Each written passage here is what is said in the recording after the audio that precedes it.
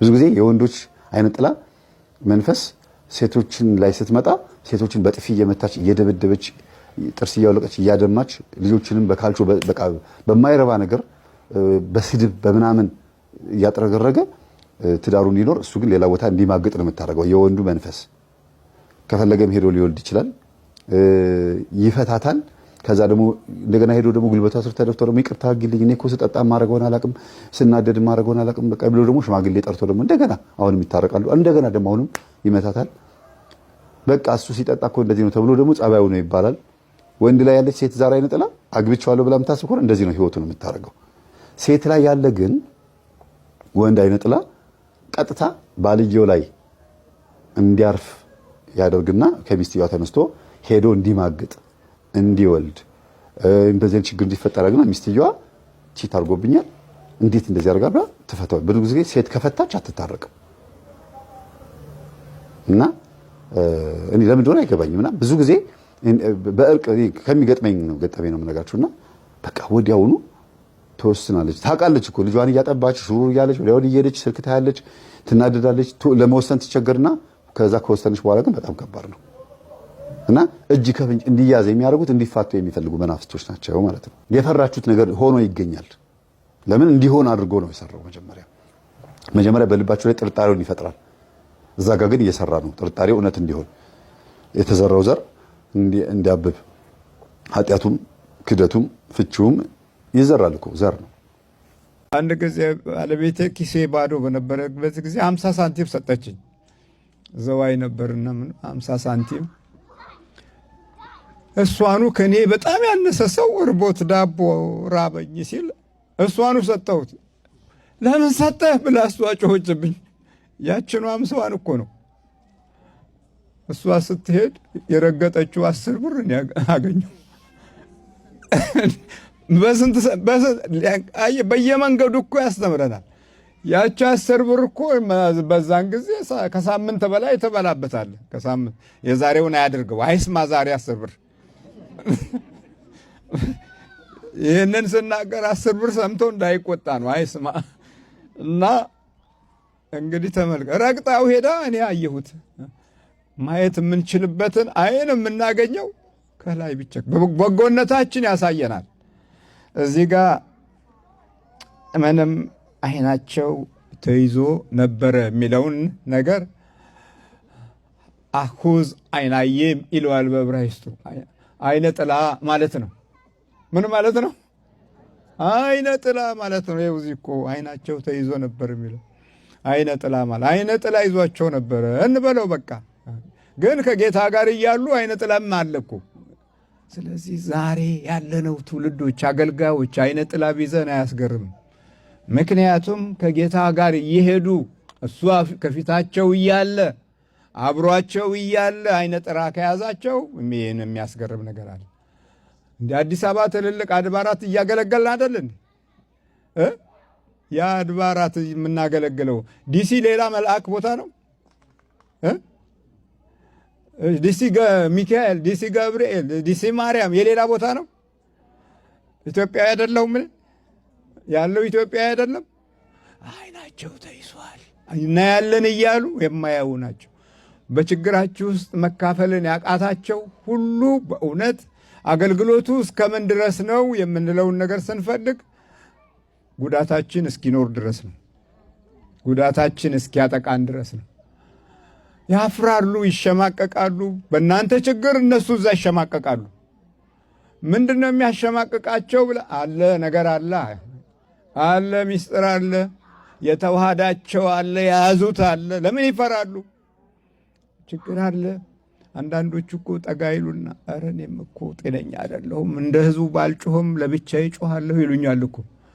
ታዲያ እናንተ በትክክለኛው አቅጣጫ መውጣት ካቃታችሁ በህይወታችሁም በእምነታችሁም የምታፍሩ ከሆነ ጸጋ ሞገስ እያላችሁ የምትሰብኩትና የምትናገሩት የቱ ጋ ነው ተግባሩ? የለም። ለበረከት ሁን እኮ የሚለው ለብዙዎች መዳን ምክንያት ሁን ማለት ነው። ክርስቶስ ለብዙ አይደል የተሰቀለው? ታዲያ የኛ አባት የቱ ጋ ነው የተሰቀለው? ብር አዋጡ ብቻ ነው እንዴ? አምጡ ነው እንዴ? ገንዘብ ብቻ ነው እንዴ? ታዲያ ስቅለታችን ብር ላይ ነው? እሱ እኮ ለብዙ ነው የተሰቀለው። ሞትንም ሲሽር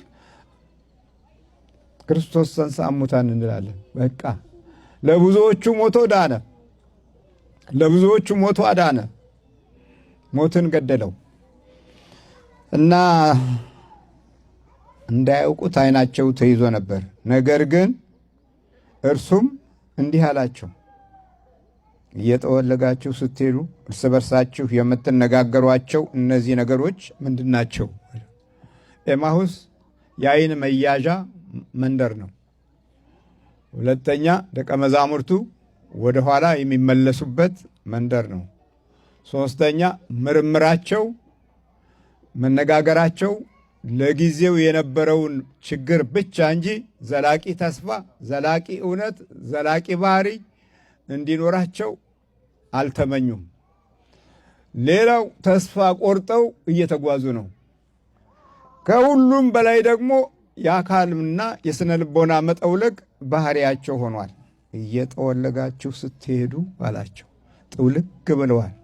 መጠውለግ ማለት ፍሬ ማፍራት ማለት አይደለም። መጠውለግ ማለት የመድረቅ የመጀመሪያው መንገድ ነው። መጠውለግ ማለት ከነበረበት ውበት መርገፍ ማለት ነው። ከነበረበት ውበት መለየት ማለት ነው። ስለዚህ እየጠወለጋችሁ የምትሄዱት እርስ በርሳችሁስ የምትነጋገሩት እነዚህ ነገሮች ምንድናቸው ብሎ ሲጠይቅ ዞርም ብለው አላዩትም። ምን ስለሆነ? ዓይናቸው ተይዞ ነበረ። ብዙ ጊዜ ዓይናችንን እንገልጣለን ብለን ስንታገል ከገላጩ ጋር ካልተገናኘን አይገለጥም። ጌታ ሆይ ዓይኔን ግለጥ ካላል ብዙዎች የሚጋጩት ዓይናቸው ስላልተገለጠ ነው። ዓይን የማይገልጥ ዓይንን ለመግለጥ እድሉን ስለሚከለክል ሽፍን ስለሚያደርግ እና ቀሌዮጳ አለ እንግዲህ የክብር አባት የተባለው ማለት ነው። ቀሌዮጳም የሚባለው አንዱ መልሶ አንተ በኢየሩሳሌም እንግዳ ሆነህ ለብቻ ትኖራለህን? እያየው እኮ ነው የሚያወራው። አሁን አንተ ሲል ማለት አንተ ሲል እንዲህ ነው።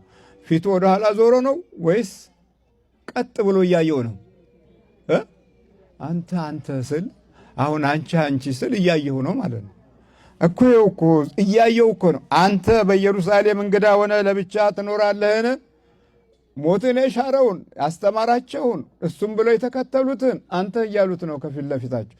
ግን ዓይናቸው ተይዞ ነበር። አያችሁ፣ እግዚአብሔር ዓይናችንን ይግለጥልን። በእውነት ፊት ለፊት እያለ ዓይን መያዝ ከባድ ነገር ነው፣ ከባድ ነገር። አንድ ጊዜ አጋር ልጇ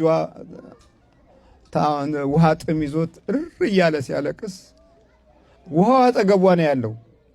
ሊሞት ሲቃረብ የጌታ መልአክ መጣና ትንሽ እልፍ በይና እዛ ጋር ውሃ ታገኛለሽ፣ ለልጁ ውሃ ስጭው አላት። ቅርብ ነበረ ግን አላየችውም። አጠገቡ ያለው ውሃ የልጁን ሕይወት እስኪያልፍ ድረስ አልተገለጠም። ግን መልአኩ መጣና ወዲያውኑ ሂጂ አጠገብሽ ያለ ውሃ፣ ያን ውሃ ጠጣ። የአብርሃም ዘር ሆኖ እስማኤላውያን በሙሉ አረቦች በሙሉ የተገኙት ከሱ ነው። ትልቅ ሕዝብ ሆኖ ይሄው ዛሬ እኛ ዘይት አጥሮን በዘይት እንማቀቃለን። ናፍታው ቤንዚሉ ጠፍቶ አሁን እዛ በቃ መሄጃም የለም። ወደ አህያና ወደ ፈረስ እየተመለስን ነው። እና የዛን ጊዜ የነበረው መገለጥ አጠገቡ ያለውን እንኳ ለማየት እድል አላገኘችም። እና እዚህም እንደዛው ሆነ። እየጠወለጋችሁ ስትሄዱ ቀሌዮጳ ሲናገር እንዲህ አለ። አንተ በኢየሩሳሌም እንግዳ ሆነህ ለብቻ ትኖራለህን? በእነዚህ ቀኖች በዚያ የሆነውን ነገር አታውቁምን? አታውቅምን አለው። እርሱም ይህ ምንድን ነው እያለ ደግሞ ትኩር ብሎ ያያቸዋል።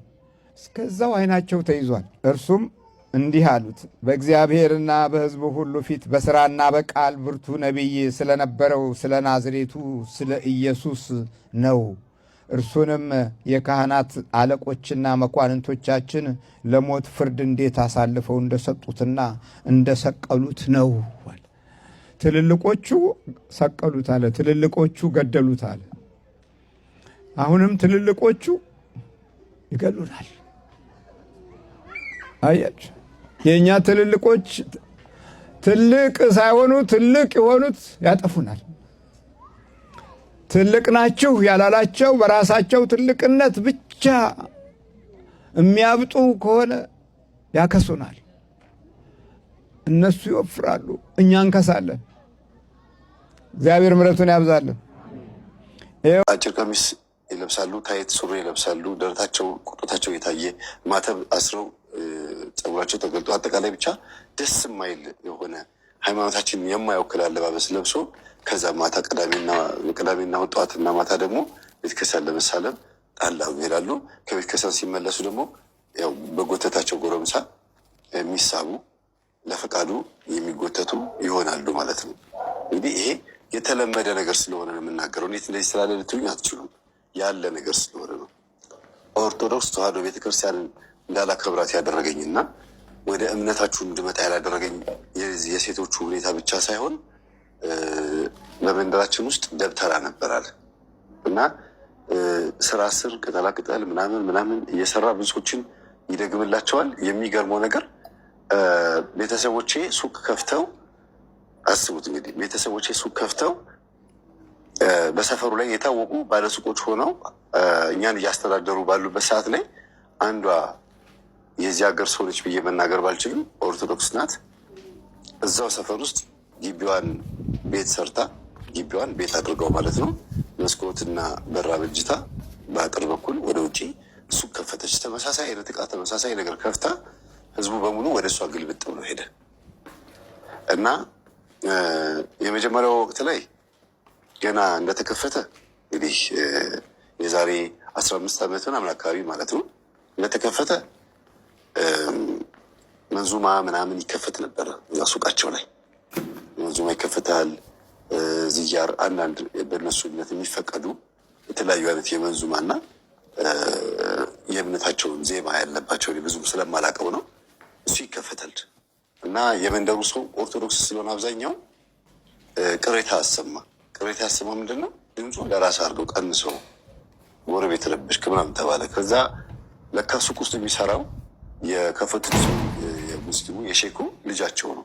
እሳቸው አዲስ አበባ ነው ያሉት እና ሲነገራቸው ኧረ ከናካቴው ጭራሽ እንዲያውም እንደዚህ ነገር አይከፍትላችሁም፣ ችግር የለውም፣ እንዴት እንደዚህ ያደርጋል? እናንተን ፈልጎ ክርስቲያን መካከል መተን እንዴት ነው እንደዚህ በግድ እንደዚህ የምናደርገው ምናምን ብለው ደስ የሚል የሆነ በቃ አለ አይደለ ለሱቃቸው ሲሉ ነው ብላችሁ እንዳትሉ። በጣም መልካም ሰው ናቸው። እጅግ የሚገርሙ ሰው ናቸው። ነፍሳቸውን ይማር።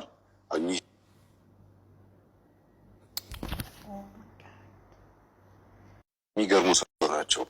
ነፍሳቸውን ይማር። እኚህ ሼህ አሁን በህይወት የሉም እና ለመጀመሪያ ጊዜ ዛሬ 15 ዓመት 18 ዓመት አካባቢ ከመንደሩ ጋር ተስማምተው ለመኖር ውሳኔ የወሰኑት እሳቸው ናቸው ከዛ ሰው ጋር እና ልጆቻቸውን ቢነግሯቸው አልሰማ ሲሉ ሂድ ወደ አዲስ አበባ ከኔ ጋር እንዲሁም አትሰራም ብለው እሳቸው ከአዲስ አበባ ሄደው ሱቁ ላይ መስራት ጀመሩ። ከዛ ሴት ልጃቸውን አስተምረው ይሄን አሁን የምላችሁ ባለ ታሪካችንን አስተምረው አሰልጥነው የመንደሩ ሰው በሙሉ ክርስቲያን ኦርቶዶክስ ስለሆነ ይሄን ስትከፍቱላቸው አንደኛ መጥተው ላይገበያዩ ይችላሉ። ሁለተኛ ነገር ደግሞ ደስ ላይላቸው ይችላል እና እልካችንን በቤታችን እናድርገው ብለው ልጆቻቸውን አስተምረው እንዲሁም አንዳንዴ ኦርቶዶክስ ውስጥ ራሱ እንደዚህ አይነት ያለ አይመስለኝም። የአጉል ነፃነታችን በርቅጥ አድርገን ነው የምንለው እና ፉክክር ነው የሚባል የፉክክር ቤት ሳይዘጋ ያድራል እንደሚባለው ነው የምንሆነው እና እኛ አባት ልጆቻቸውን መክረው ከክርስቲያን ጋር እንዴት መኖር እንዳለባቸው ልጆቻቸውን ገብተው አስተምረው በሰላም 18 ዓመት ነው ምናምን ኖረዋል።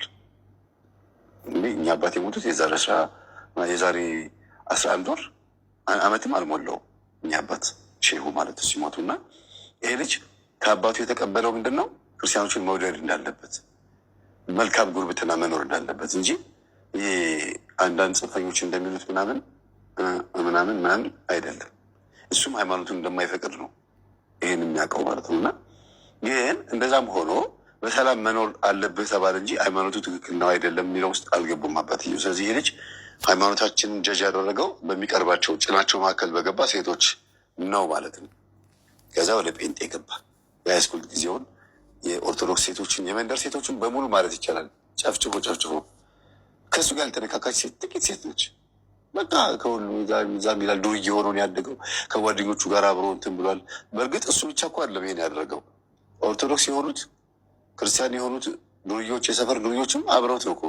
ግን እሱም በቃ አብሯቸው ስለሆነ የሚኖረው የሚውለውም ካርታ የሚጫወተውም ቢሰርቁም ቢጫወቱም ኳስ ቢጫወቱም ምንም ቢሉም አብሮ ስለኖረ ሃይማኖቱ ምን እንደሆነ አያውቀውም። የራሱ ሃይማኖት የእኛንም ሃይማኖት አያውቀውም። በሰው ነው ጀጅ የሚያደርገው ሃይማኖቱ ነው። ወደዚህ እሺ፣ ማን ያለው? እኔ ጠቋር መንፈስ ጠቋር። ሌላስ? አዳልሞቲ። ሌላስ? ወሰንጋላ። እሺ፣ ሌላስ? መተት። እሺ፣ ቡዳ። እሺ፣ አይነ ጥላ። ምን አረጋችኋት? ያላረግነው ነገር የለም። ያላረግናት ነገር የለም። በልጆቿ ምንድን ነው የምታደርጉት? ህይወታቸውን በሙሉ አመሰቃቀል። ህይወታቸውን አመሰቃቀል? ስንት ልጅ አላት? 5 ልጅ አላት። 5 ልጅ አላት። የሱዳን መተት አለ። ቆራቢ ነች። የካም ባለቤት ነች። እሺ፣ ሌላስ ምን አደረግ? ቶሎ በል። እድላቸውን በሙሉ ስር አድርገናል። በቃ ጠቋር አዳልሞቴ ትገበራላችሁ? 9 ዓመት ጀምሮ ትገበራላችሁ ወይ? በልጅ ልጃቸው እየተዛወርን እድላቸውን አበጠርነው። እንደ ስንዴ አበጠራችሁት? አበጠርነው። እሺ፣ ጠብቅ አንተ። እሺ፣ ጠብቅ። እሺ፣ አንተ ማን ነው የምትሄደው? ማን ነው የምትሄደው? አንድ ናቸው። ጠብቅ እዚህ ጋር። ወይ ጉድ! እናትና ልጅ። እሺ፣ አንተ ማን ያለው ልጅ ላይ?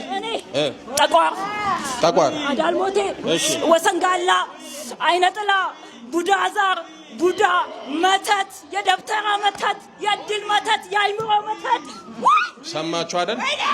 እሷ ጋር ያለው በሙሉ ማጋ አለ፣ እቺ ጋር አለ። አብሮ ይወለዳል፣ አብሮ ያድጋል፣ ከቤተሰብ ይዋረሳል፣ አብሮ ይመጣል። እሺ፣ ምን አረካት እሷን? ህይወቷን ብልት። ህይወቷን በላክ? ብልት። እሺ፣ ብክንክን ይሰራሉ፣ መና ይሰራሉ፣ መና። አባቷ ደግሞ እኮ ካህን ነው። አባቷ ካህን ነው? አለ አባታቸው? የለም፣ አልመጣም። እሱ ተይዟል። የተያዘውን በካህን እያብሮ እያገለገለ እየቀደሰ እሱ አሁን ሞቷል። አባታቸው ሞቷል? የእነሱ ሳይሆን። እሺ፣ ቆይ ጠቋሩ ካህኑ ሲያገለግል አትፈትነውም? አትበጠብጠውም? ታስጠጣዋለህ? አዎ፣ እናስገለብጣለን። እቺ ውሻ ምን እንዳደረገች ታውቃለህ? ቤት ገብታ አንዱን ክፍል አስለቀቃ ጸሎት ቤት ስርት፣ እኛ ቅጥል ድብን። ማን ነው የሚቃጠለው? እኛ ምቀኛ፣ ሰላቢ፣ ጠቋር አዳልሞቴ እንዳለ። እንግዲህ እንዲህ እንዳያችሁት ነው። ይሄ ጠቋር አዳልሞቴ በተለይ ጠቋር ደፋር ነው። ችግር የለበትም። ካህን አይል፣ ቄስ አይል፣ ጳጳስ አይል። ደከም ያለ ሰው ካገኘ በደንብ አድርጎ ይፈትናል፣ መከራ ያበላል። ይኸው የገዛ አባታቸውን ክህነት ያለውን ካህን እያስጠጣ ይፈትናል። እሺ፣ ሌላ ምን አረክ? እችን ህይወታን ብልት ታውቃለህ? ብልት የእናንተን ካህኑን ሌላ ምንድን ነው የምታደርጉት? እናስተኛዋለን። ጸሎት አይሄድ፣ ድርሳና ደርስ፣ ትኝት። የት ነው የሚያገለግለው ካህኑ አባታቸው? ወዴት? ገብርኤል ሊቀ መላኩ ቅዱስ ገብርኤል ቤተክርስቲያን ነው የሚያገለግለው። የሚገርም ነው። ያሳዝናል። እሺ፣ ተዘጋጁ። ሁለታችሁ ተዘጋጅ። አንተም ተዘጋጅ። ሁላችሁም ሰብስብ። ተነስ። በስላሴ ስም ተንበርከክ፣ ተንበርከክ። ላነዳት የነበርኩት ማን ደም ያለው? የሱዳኑ ላነዳት ክረምት ሲመጣ እያግለበለብኳት እንድትቃጠል በመብረቁ። የት ነው የሚኖሩት እነሱ? በሱዳን መተት። የት ነው የሚኖሩት? ከደብረ ዘይት ነው የመጡት። ከደብረ ዘይት ነው የመጡት። እሺ፣ ተንበርከክ። ሁለታችሁ ተንበርከክ። ብዙ ጊዜ ቤተሰብ ዛር ይወረሳል፣ ይወራረሳል፣ በዘር በቤተሰብ በኩል ይመጣል እያልን የምንናገረው አንዱ እውነታ ይሄ ነው። እናት አባት አያት ይገብሩ ነበረ፣ እሷ ጋር መጣ፣ ከእሷ ደግሞ ወደ ልጅ መጣ ማለት ነው። ይሄ ነበር የሚባለው ነገር በነበር ብቻ የሚቀር አይደለም፣ አብሮ የሚወራረስ ነው። በል ተዘጋጅ። በስላሴ ስም በሉ። አንድ ላይ ጥራ። በስላሴ ስም፣ በስላሴ ስም በሉ። በኃያሉ በመድኃኔዓለም ስም በኪዳነ ምሕረት ስም በቅዱስ ሚካኤል ስም በቅዱስ ገብርኤል ስም በቅዱስ ሩፋኤል ስም በቅዱስ ኡራኤል ስም ስማችንን የጠራን ሁላችንም አንድም ሳንቀር ለቀናል በስላሴ ስም ለዘላለም በሲኦል ታስረናል። የዘጋነውን እድላቸውን በኪዳነ ምሕረት ስም በል ከፍተናል። የመጨረሻችን ነው። በል 7 ወጪው እናውጣ አንድ ላይ ተለበል። 1 ቀጥል፣ 2 ቀጥል፣ 3 ቀጥል፣ 4 5 6 በል የመጨረሻ ገንዝና ሊቀ መላእክቱ ቅዱስ ገብርኤል በስላሴ ስም ሲኦል ያወርዳችሁ።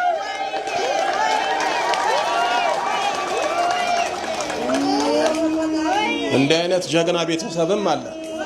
የካህን ቤተሰብ ሆነው ካህኑ ቢደክምም እነሱ ከካህኑ ተሽለው ቀጥቅጠው ያሸኛሉ። ቢሆኑ እኮ ካህኑ ነበር አይደል ቤት መሸኘት የነበረበት። ይህንን መንፈሱ ጣቢል ይወጣል አይወጣም? ይወጣል። ክህነት አለ። ምናልባት ማታ ያስተማርኩት ትምህርት አለ። እሱም አዳምጡት እሺ። ምክንያቱም ለካህናት ክህነት ብቻ አይደለም መንፈሳዊ ኃይል ያስፈልጋል። ጌታችን ለቅዱሳን ሐዋርያት ስልጣንም ኃይልም ሰጣቸው ነው የሚለው። ክህነቱን ይይዛሉ። ጾም፣ ጸሎት፣ ስግደት ከሌለ ኃይሉ አይኖርም። በዚህ የተነሳ ይኸው ቤተሰባቸው ይመሰካከላል። ደህና ነሽ? አታልቅሽ። ባለቤትሽ ካህን ናቸው? አዎ። አይጸልዩም፣ አይሰግዱም፣ ቤተክርስቲያን አይሄዱም፣ ተኝተው ነው የሚውሉት? ይሄዳል። ግን በጣም ችግር አለ፣ ብዙ ነገር አለ ቤታችን ውስጥ። አባትሽን ጸልይት ያለሽ አይደል? ያለውን ችግር አውቃለሁ። እሺ። ግን በቃ ያው ይይዘዋል፣ ይተኛል። ቤተክርስቲያን እንትን ኪዳን በሚገባበት ሰዓት አይሄድም። እሺ። እና እኔ የእናንተን ትምህርት አረብ ሀገር እያለሁ ነው የሰማሁትና ከዛ መጥቼ ወይና አምባ ማርያም ሳገለግሉ እኔ መጥቼ ነበርና እዛም የሆነ ምልክት አሳይቶ ግን ተደበቀና አደፈጠና እንትን አልኩ። በመሃል መንፈሳዊ ህይወትን የማቆምኩኝ ማለት ነው። ድጋሚ ወደ መንፈሳዊ ህይወት ስመለስ አንድ ክፍል ገጠር ነው እነሱ ከደብረ ዘይት የተወሰነ ሜትር የሚሄዳለ እዛ ነው ቤታቸው ቤተሰቦቼ። እኔ ከተማ ውስጥ ነው ያለሁት። ከዛን የመምህር ተስፌን እናንተን እየሰማውን አንድ ክፍል አስለቀቅኩኝና የጸሎት ቤት በራሴ ሰራውላቸው። ግን በቃ እዛ ምልክት አሳየ። እግዚአብሔር ይመስገን። ጎበዝ ነሽ፣ አይዞሽ። መብራንን አመስግኑልኝ ብላለች። መብራንን አመስግኑላቸው። እንግዲህ የተያዙትም ካህን መጥተው ኪዳነ ምሕረት እንዲፈወሱ ታድርግ በሉ እስኪ። በእውነት ኪዳነ ምሕረት አባታችሁንም ትፍታላችሁ። አይዞሽ፣ እሺ፣ በርቱ። መብራን ከእናንተ ጋር ትሁን። የምንይዘው የምንጨብጠው ጠፋን። የምንሄድበት የምናመልክበት የምንጮህበት ቋንቋ ሁሉ አተን እያዛጋን ይመሻል ይነጋል።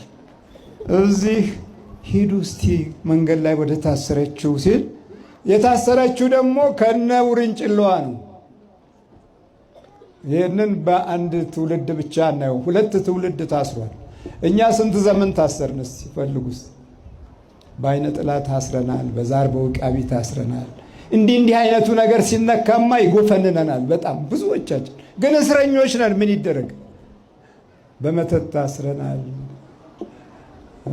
በጣዖት ታስረናል። ምንም ብንለው ታስረናል። አለመታሰራችን ላለማመን እንሞክራለን፣ ግን ታስረናል። በፍቅረ ነዋይ ታስረናል፣ በእልህኝነት ታስረናል፣ በትዕቢት ታስረናል። ስለዚህ የወረስነው እስራትን ነው። እዚህ ጋር እስራት እንዲወረስ እግዚአብሔር አምላክ አልፈቀደም። አንድ ልጁን በፍቅር ወደ ሰው ልጅ ሲልክ እሱ ደግሞ መልሶ ሲልክ የመላላክ ሕግ ነው። ከትውልድ ወደ ትውልድ እግዚአብሔር አብ አንድያ ልጁን ላከ። አንድ ልጁ ኢየሱስ ክርስቶስ ደግሞ ማን ላከ? ያስተማራቸውን ደቀ መዛሙርቱን 2ቱን ላከ። ከዛ ጥያቄ ያለባቸው ሲላኩ፣ አሁን ብዙዎቻችን ለጥያቄው መልስ ላለመስጠት ለመተባበር እንፈልጋለን። እስቲ እዚህ ምንድን ነው የሚሉ? ማንም አንዳች ቢላችሁ ለጌታ ያስፈልጉታል በሉ አለ። ለምን ያስፈልጉታል በሉ ነው? ለጌታ ያስፈልጉታል በሉ ነው። ለጌታ ማቅረብ ነው እንጂ አሁን ብዙ በዘመናችን ውስጥ ለጌታ የሚያቀርበው ትውልድ ለቲፎዞ ነው የሚያቀብረው። በማህበራት ይደራጃል። ከዛ በኋላ ማጥቂያ ነው የሚሆነው። ለጌታ ማቅረብ ሳይሆን ለአጃቢነት ነው የሚያቀርበው። ጉድ እኮ ነው። ለጌታ ያስፈልጉታል በሉ፣ ወዲያውም ይሰዳቸዋል። በግድ እንደሚለቅ ያውቃል። ለጌታ የሚያስፈልግ ትውልድ ስነ ልቦናው ተበላሽቶበት በሱስ ተጠምዶ የሚቃዠው ትንንሾቹ ልጆች ብቻ አይደሉም፣ ትልልቆቹም ናቸው። ዛሬ የሸበቱት ሰዎችም አመልና ሱስ በባህሪያቸው ውስጥ ሲያናውዛቸው ነው የምናገኘው። እሳት ሲጭሩ ያልሆነ ቋንቋና ያልሆነ ድምፅ ሲናገሩ ነው የምንሰማው። የእኛ ትልልቆች በብዙ ቅዠት ውስጥ አልፈው የቃዠ ትውልድ ተክተዋል። ስለዚህ መኖርን ሳናውቅበት እንዴት እንኖር? የመኖር ሐሳብ፣ የመኖር ሕይወት፣ የመኖር ትርጉምን ሳናቀው እንዴት እንናገር? እንዴት እናውራ? ምን እንግለጽ? ጨዋታችን ሁሉ በመንደር ውስጥ ብዙ ጠቦችን ያካተተ ቋንቋ ሲወጣ አዳም ወዴት ነህ ያልከኝ፣ በፍቅር ድምፅ ፈለከኝ። አልብሰኝ ነጩን ልብስ፣ እወድሃለሁ ኢየሱስ፣ አከብረሃለሁ ክርስቶስ።